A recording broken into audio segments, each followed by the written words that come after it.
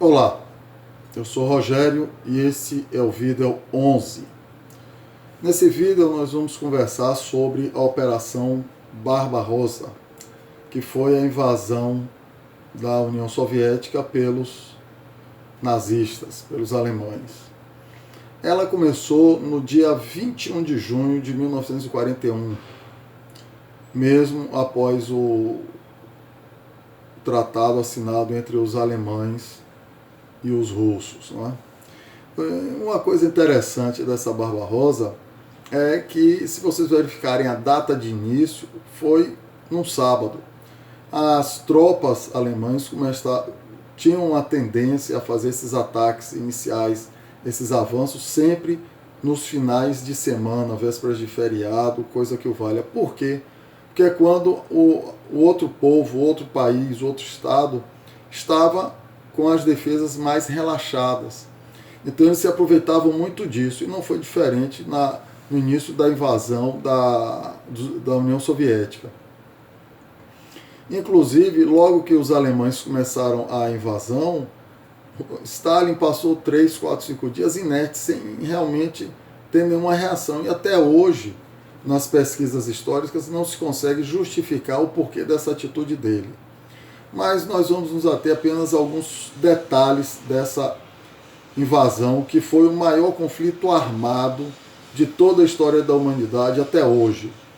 Porque os dados que se referem a número de soldados, de oficiais, de equipamentos envolvidos, varia muito de fonte de pesquisa para fonte de pesquisa, mas inicialmente pode-se dizer que eram 5 milhões de alemães e 5 milhões de russos inicialmente, sendo que os russos tinham mais de 14 milhões de soldados na reserva para esse tipo de confronto. Então, se a gente for somar, era praticamente 19 milhões contra 5 milhões. Estava claro o que ia acontecer. O que inviabilizou, o que bateu o martelo final na derrota da Alemanha na Segunda Guerra foi justamente a invasão da União Soviética pelos alemães, porque os nazistas, ou os alemães, eles cometeram um pecado mortal de ter duas frentes de batalha. Nunca se faz isso, porque você vai ter duas frentes para se defender. Uma coisa interessante era a filosofia da terra arrasada que os russos praticaram, né? Logo no início, nos 3, 4, 5 primeiros dias, a Força Aérea Alemã ela acabou com as reservas aéreas perto da fronteira da Rússia. E os russos, quando começaram a fugir, eles adotaram a filosofia da terra arrasada, ou seja, não deixava nada para trás que pudesse ser aproveitado pelos alemães. Eles destruíam absolutamente tudo, de armamento a vilarejos, a alimento. Eles envenenavam poços de água e não dava margem. Um outro detalhe, se nós observarmos um mapa da Rússia, à medida que os alemães avançavam, a frente de batalha ia expandindo e aumentando. Ela chegou a ter uma distensão de mais de 2.000 quilômetros, desde o norte de Leningrado até o sul, Stalingrado, passando por Moscou. Qual era a intenção básica dos alemães nessa invasão? Isso já era previsto há muito tempo, mesmo antes do início da guerra. Hitler, no livro dele, Mein Kampf, já tinha escrito sobre o Lebensraum, ou seja, o leste, né, para onde ele pretendia invadir, para pegar as reservas de petróleo ao sul da União Soviética e pegar os campos mais ao norte para a agricultura, e ser ocupado pelo povo alemão, fazendo dos eslavos os escravos para a produção para os alemães. Um detalhe que talvez eles não tenham percebido na época, mas à medida que a Alemanha avançava, ela precisava de abastecimento. Essas linhas de abastecimento se esticavam e elas eram feitas em grande parte pelas ferrovias. Só que tem um detalhe, no momento que se entrava na Rússia, na União Soviética, a bitola da ferrovia era diferente da bitola europeia. E aí os trens simplesmente não podiam continuar, eles tinham que reconstruir a maioria das ferrovias para continuar o deslocamento de trem. A Blitzkrieg ou Guerra Relâmpago, ganhou fama com os alemães, embora não tenha sido criada por eles. Na realidade, os russos já tinham feito uma pseudo-blitzkrieg na Mongólia alguns anos antes, né, da guerra.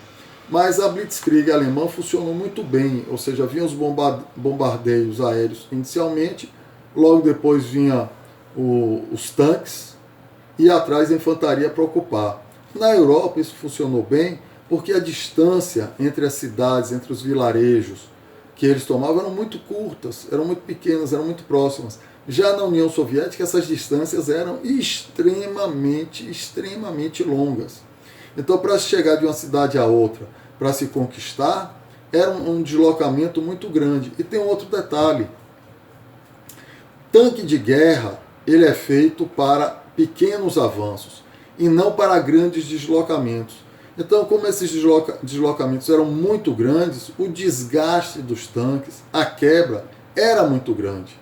E para você ter peça de reposição, oficinas e manutenção disso, em linhas de ataque muito extensas, muito estendidas, era muito difícil. Um outro detalhe, na hora que os alemães partiram para o avanço russo, eles tinham na frente uns pântanos chamados pântanos de Pripet, onde os tanques alemães não conseguiam passar e os tanques russos conseguiam passar tranquilamente, por uma diferença simples. A bitola, a largura das esteiras dos tanques alemães eram muito pequenas, então as tensões que eles provocavam no terreno eram altas e os tanques afundavam, enquanto os tanques russos eles tinham uma largura de esteira muito maior e eles conseguiam passar por onde os tanques alemães não passavam. Quando os alemães previram a invasão da Rússia, eles previram para um ataque rápido e um ganho rápido. Então, todo o exército que foi para lá foi com roupa de verão, não foi com roupa de inverno, porque eles previam que antes da chegada do inverno, de junho até outubro, novembro, eles já tinham feito a União Soviética cair. Então, eles não precisariam de roupa de inverno, que foi o grande erro, porque o grande marechal que derrotou o exército alemão, que começou a derrota, foi o marechal conhecido como Marechal Inverno. E nesse inverno que os alemães enfrentaram em 1941, foi um dos piores invernos que já tinham passado pela Rússia, pela União Soviética nos últimos anos. Os ventos eram extremamente fortes, a ponto dos soldados não conseguirem ficar em pé. Então esse foi um problema. Mas antes do inverno vieram os períodos de chuva. E lá na União Soviética o terreno era muito pouco pavimentado, as estradas, poucas estradas pavimentadas existiam. Então o avanço sempre era pelo terreno. Quando estava no verão ainda, havia muito pó. Então o pó entrava em tudo que era canto, orifício, buraco que achava e quebrava as engrenagens de qualquer e todo equipamento, não só dos tanques.